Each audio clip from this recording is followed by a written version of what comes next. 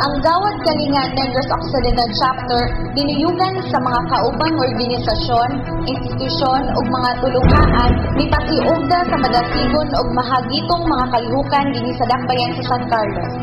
Kini nahimutang sa mga barangay sa poblasyon lakip usab sa Barangay Guadalupe, Rizal ug Bulwangan sa mga adlaw sa Mayo 1 hangtod 5, 2014. Kini tinuig nga mga kalihukan magapunting sa pamatasan sa kinabubuton kon pagboluntaryo. Kini mas nailhan sa tawag nga Bayani Challenge kung hagit sa pagkabayani nga mauusab og katuyuan sa mga kalihukan. Ang pagbalik sa pamatasan sa kabatan-unan nga maghimo sumala sa kabubuton kon volunteerism. Pinaagi sa pagtabang o pagtabang nga wala magpaabot og bisan unsang balos. Matod pa ni Engineer Misa Eli Binada, ang San Carlos City JK Area Coordinator nga kining Bayani Challenge karon gisalmutan sa mga kabatan-unan gikan sa dakbayan sa Bacolod, Talisay, Cadiz, Sagay, San Carlos ug lungsod sa Candoni ug Manakla. Adunay 5 kakalihukan nga himuon sa mabatan-on nga mao ang pagtukod og balay, pagtabang sa health mission, pagtagad sa kinaiyahan, pag-ayo sa tulunghaan ug pagpahigayon og kalihukan alang sa kabataan nga gitawag og Paraisong Pambata. We have a lot of participants who responded to this Bayani Challenge. Diri lang sa ato ang local, almost all city barangays, including barangays of Rizal, Guadalupe, and Bulwangan, are participating aning Bayani Challenge. And then, aside from that, we have also volunteers from outside our city, specifically from Bacolod, Talisay, Sagay, Candoni is even coming here in San Carlos to participate aning atuwa nga Bayani Challenge. So makita nimo kini nga call medyo advantage gani ni sa atuwa nga part kay tungod nara sa atong city, and the one that will benefit aning nga challenge is our city itself.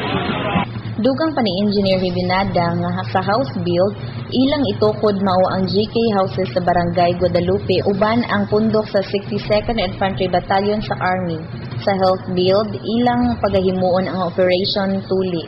Sa school build, ilang ayohon, pintalan ug limpyuhan ang piniling classroom sa Andres Bonifacio Elementary School o sa Troso Elementary School sa Barangay Bulwangan. Sa Paraisong Pambata, ilang atimanon ang mga kabataan nga nagpangidaron og 5 hangtod 8 anyos ug tudluan kabahin sa pamatasan nga pagrespeto sa katigulangan ug ang pagpanglimpyo.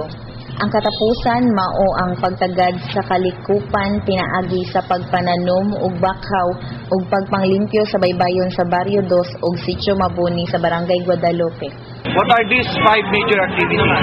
The first is house build. House build is maghimo ta og mga balay sa katong mga igsuonan tong mga kinahanglan og balay.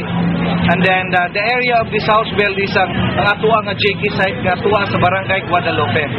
We will be building sa karon nga activity nato, we will be building unom ka buok nga mga balay. Then we also have the health build. Health build nato is more or less giving lectures, giving trainings para sa ato ang health, mga practical approaches, even medical medicine nga somehow makita ra nato within our backyard kung magamit nato sa ato ang adlaw-adlaw nga panginahanglanon. And aside from that, the major activity of this health build is the Operation Tuli, okay, which will be assisted also with our mga physician nga volunteers here in San Carlos.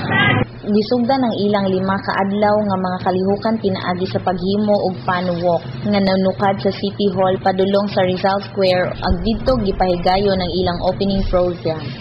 Matag gabi isulod sa maong semana, gihimo usab ang pagtipon-tipon agig paghiusa sa mga misalmot. Sa programa, ang matag contingent mipaambit sa ilang abilidad sa pagkanta, pagbayle, modeling, reflection, pinaagi sa awit o mensahe ug banta. Sa ato ang Bayani Challenge, usa ka higayon nga kita sa panahon sa bakasyon karon. Sa itong mga estudyante, sa itong mga partners sa DepEd, na kita makatagamtam o makatabang sa atong komunidad, sa ato ang pag-volunteer sa aning nga mga activities sa Bayani Channels nga sigugda sa ato mga partners sa Gawad Galingan. Daghan kayo nito natabang ato karon, siguro makita ninyo kung kinsa man ninyo ma-assign sa ato ang House Bill dito sa Barrio Dos. Anatay Gawad Galingan project dito nga naalay usa ka komunidad dito nga na atimando maayo.